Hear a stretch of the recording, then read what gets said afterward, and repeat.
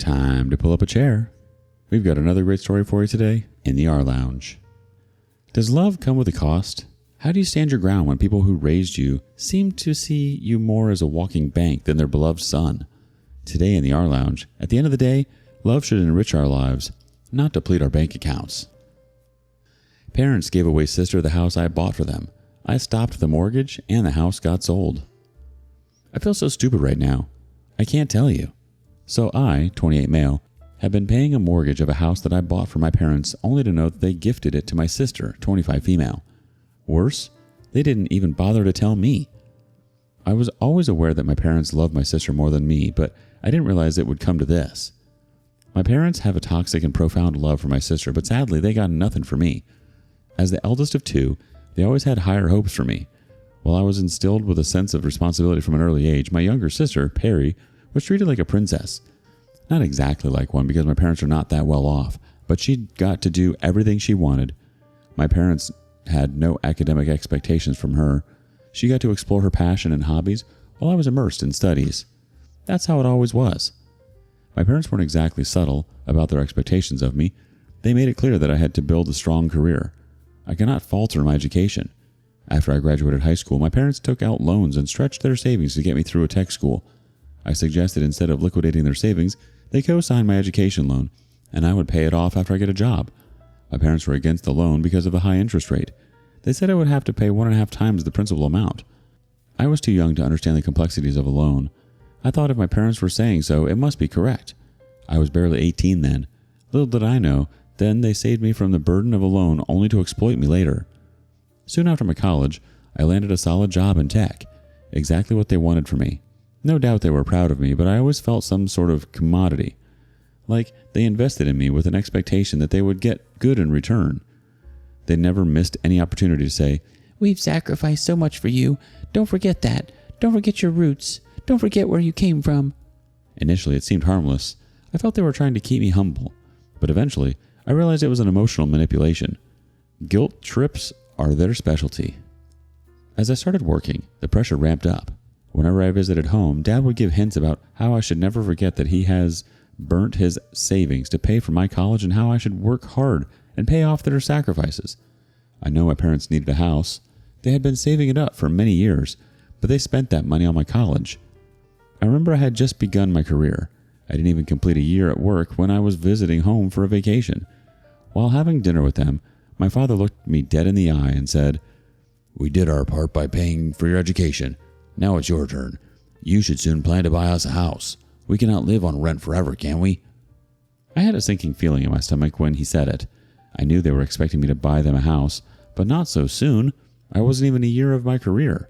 I was still sharing the apartment with 2 other guys because I couldn't afford to have one by myself, and my parents demanded I buy them a house. Like, what the F? I protested, "Dad, I just started my job. I can't afford to rent an apartment for myself. How do you expect such a huge financial commitment from me?" He said he didn't ask for it immediately, but was putting the words in my head so that I plan and work hard towards it.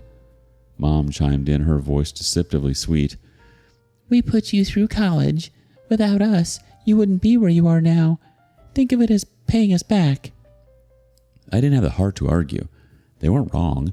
I was where I was because of their sacrifices, but sometimes their preachings became too much to take, and I wanted to scream. "Who asked you to do it for me?" But I didn't have the nerve to talk back to my parents. I maintained a fair distance from them and only responded to their calls and texts when urgent.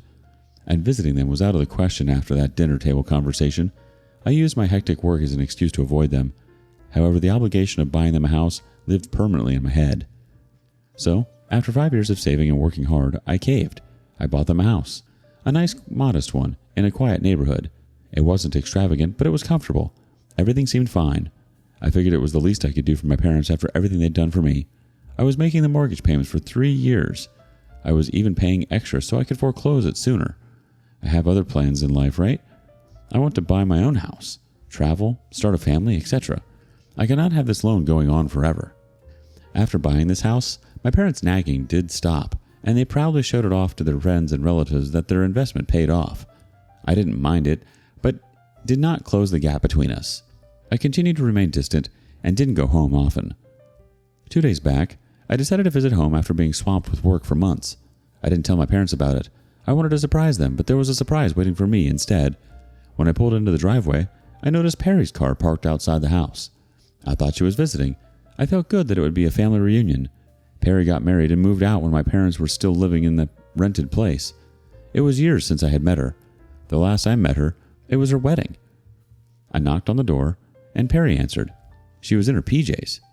I thought she was there for a short stay or something. We greeted and hugged. Then she asked me, "Hey, what are you doing here?" I playfully replied, "I could ask you the same thing." I stepped inside the house and asked her, "Where's Mom and Dad?" She sat on the couch and casually replied, "Oh, they moved out." I froze.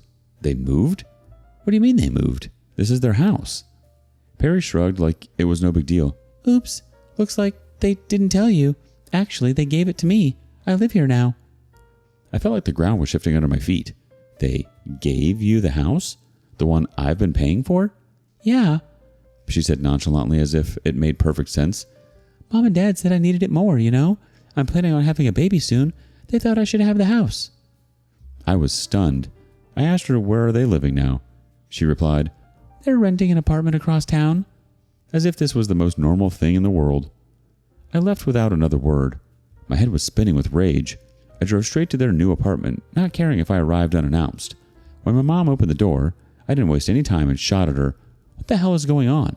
Perry just told me you gave her the house I bought, the house I've been paying for. Care to explain?" My mom had the nerve to smile at me like it was no big deal. "Calm down, honey. Come inside. We didn't think you'd mind." I went inside but didn't bother to sit. I wanted my answers. I don't know how, but my voice rose. "Didn't think I'd mind? You gave away the house I bought for you, without even talking to me about it. How could you think it was not important for me to know?" My mom sighed as if I was the unreasonable one. "Well, we thought since you're doing so well, you wouldn't mind. Perry's planning to have a baby now. Do you want her niece and nephew to be born in a rented place and grow up in an unstable household? Now that they have the house, they don't need to worry about the rent. They can focus on other stuff and their child's well-being." I flipped out. I don't care where my niece and nephew were born and raised. I don't mind them living in a rented place. We lived in one. I still live on rent. Moreover, it's not my problem to think about them. It's Perry's and her husband's problem. If they want to have that stability, tell her to get a better job. Hearing the commotion, Dad came out of the room and said, "What's this fuss about?" "She needs financial security. We have to give it to her. She didn't get the same opportunities as you. We didn't pay for her college. So she deserves this house." I couldn't believe my ears. How could someone speak such nonsense? That's the advantage of being a parent. You can speak any crap you want without being called out.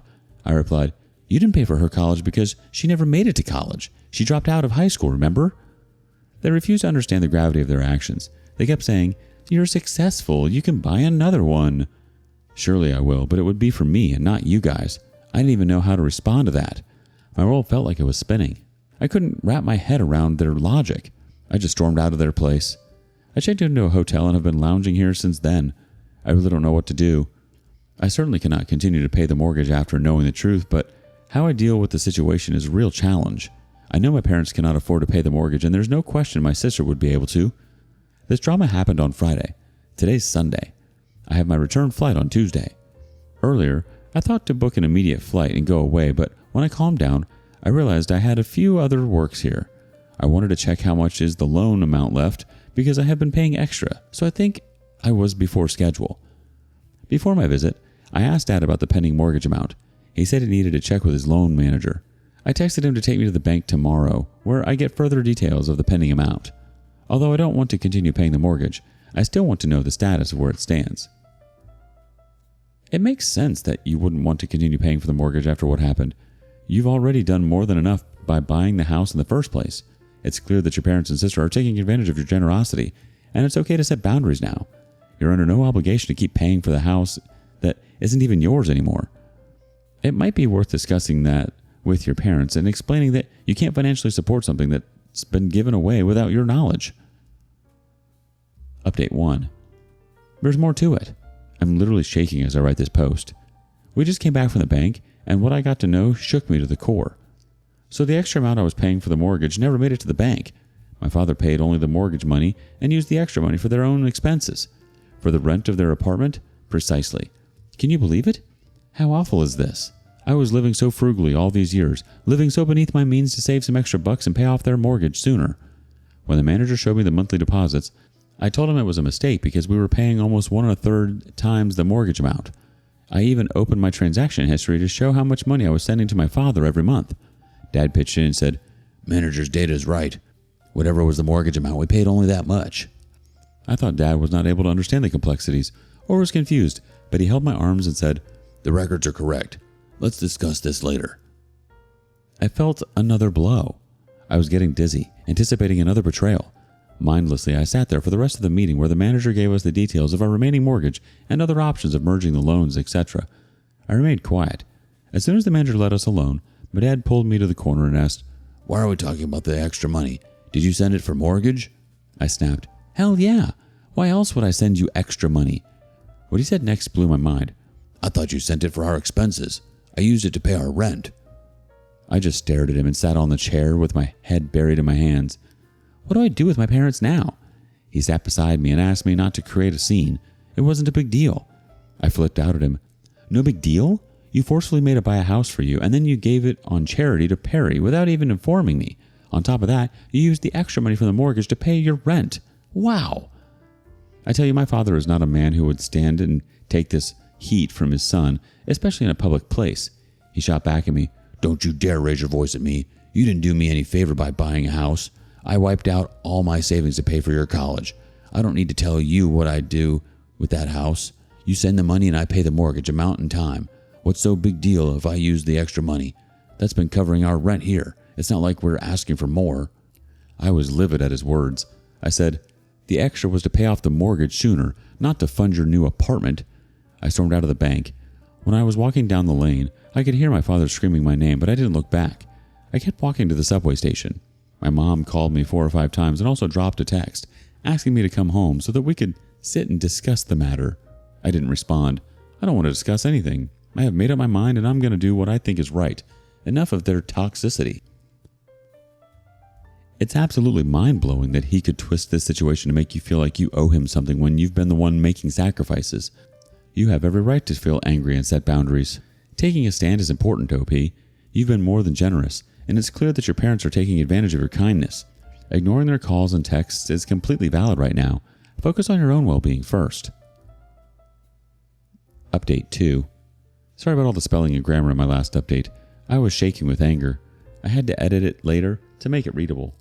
I didn't even answer some of the common questions I got in the comments. Let me take that first. People ask me if my parents are Asians. No, we're not Asians. Let me burst the myth. Asians are not the only community whose parents push their children to do the extreme. Sorry, I don't want to reveal my ethnicity. Next, people ask who was the borrower. Well, the loan was in my father's name. I haven't co-signed it because I wanted to buy a new car and maybe a house in a few years, and associating myself to this loan would have impacted my future ones. Now I feel proud of my decision. It made my plan easier to execute. Coming to the update. The next day, I returned and continued with my life as usual. The month passed by and I didn't send the mortgage amount to my father. As expected, he tried to contact me on the first of the month, only to find out he was blocked. Not only him, but I blocked my mother, my sister, and her husband. I don't want any drama in my life. I made my decision. I stopped paying the mortgage. I wasn't going to be played like this anymore. If my parents wanted to give the house to Perry, fine. Let her deal with the payments. Let her be the one responsible for it. When my parents realized what I'd done, they lost their crap. I received some calls and voice messages from unknown numbers. Maybe they used their friend's number. I don't know. It was like, "You can't just stop paying. We don't have the money to cover the mortgage." I laughed and sighed. Well, that's not my problem anymore. I blocked all those numbers as well. Well, that was not it. 3 days later, I found my dad at my door when I returned from work. He was fuming with anger and he said, "You can't just walk away like this. You owe us. We put you through college. We made you who you are." I shot back, "I've already paid you back. Do you even realize how much I've spent on that mortgage? It's more than what you paid for my college tuition. I don't owe you anything." He called me ungrateful, but I cut him off in between and said, "No, you don't get to guilt trip me anymore. I've done enough. I'm not paying for the house, the rent, or anything else. You made your choice. Now deal with it. You treated me like a commodity where you invested by sending me to college, and now you want to milk this cow lifelong. I'm not a commodity." I just stormed out of the hallway and drove off. I didn't enter my apartment because he would have followed me inside and I wasn't ready to continue the drama further. When I came back in the night, he was gone. Mom tried calling me several more times, leaving desperate voicemails. Even Perry left a long message about how she needed the house for her future family and how I was being selfish for not helping out. Selfish? Me? The one who'd been paying for everything while she sat on her butt doing nothing? I didn't give in to any of their manipulations. I'm done with them. I have burned my hard-earned money to buy them a house, and this is what I get in return. Name-calling. Update 3. The house was sold at auction and Perry was forced to move out. As I said, Perry couldn't afford the mortgage, and my parents were already stretched thin for the rent on their apartment. They couldn't manage the mortgage, the apartment rent, and their household expenses. When I stopped the payment, I knew this would happen. It was just a matter of time. After almost a year, I got to know that the house is sold. My parents tried their best to save it by using their savings and liquidating their retirement money, but they couldn't. Things also got salty between Perry and my parents. When they were struggling to pay the mortgage, they asked Perry and her husband to pitch in for 50%, but she refused, saying the house was a gift to her and they should bear the full mortgage. It was then that my parents realized the blunder they had made, but by then it was too late. I think my parents made a wise choice by letting the bank auction and sell the house instead of just paying the mortgage and letting Perry lounge on it. The house got auctioned, and Dad recovered a substantial chunk of money from there. The down payment and the EMIs I've been paying for these years. I know it's my money, but I don't expect a penny from it. They're not going to give it to me, and I have to let it go. At least now they cannot say they did a favor by paying my tuition. I have paid it back, and that too with interest. And now I don't feel guilty about cutting them off. What I have heard from my cousins and uncles is that my parents have moved to a smaller apartment to reduce the burden of rent. Also, the money they received from the auction of the house, they have saved it for their retirement. They have been telling everyone that they don't want to rely on me for their old age and have been working to secure it themselves. They have also cut off all financial support to Perry and have asked her to fend for herself and her family. Yes, she tried to guilt trip them again that they paid college tuition for me and secured my future, hence they're obliged to secure a future too. However, now my parents have come to their senses and are not giving in to her demands. Well, good for them. Meanwhile, I've rented a single apartment for myself. Finally, I'll have some privacy. I have also started saving to buy my own home, a place that will belong to me and only me. It's not easy to walk away from family, but sometimes the people who are supposed to love you the most are the ones who take advantage of you the worst. It took me a long time to realize that, but I don't regret my decision. Family or not, I deserve better than to be treated like a walking bank account. It's heartbreaking to hear how things unraveled for your family, but it sounds like they're finally facing the consequences of their actions. You're right, being treated like a commodity is not love, and you deserve so much more than that. Moving into your own apartment and focusing on saving for your future is a huge step forward. It's not easy to walk away from family, but prioritizing your well-being and financial security is essential. You've learned some hard lessons, but it seems like you're in a better place now, and that's what truly matters. What do you make of this? Share your thoughts with us in the comments below. And thank you for joining us today in the rLounge. Be sure to like and subscribe and hit that notification bell so you don't miss out on our next video. Until next time. And please put your chair back where you found it.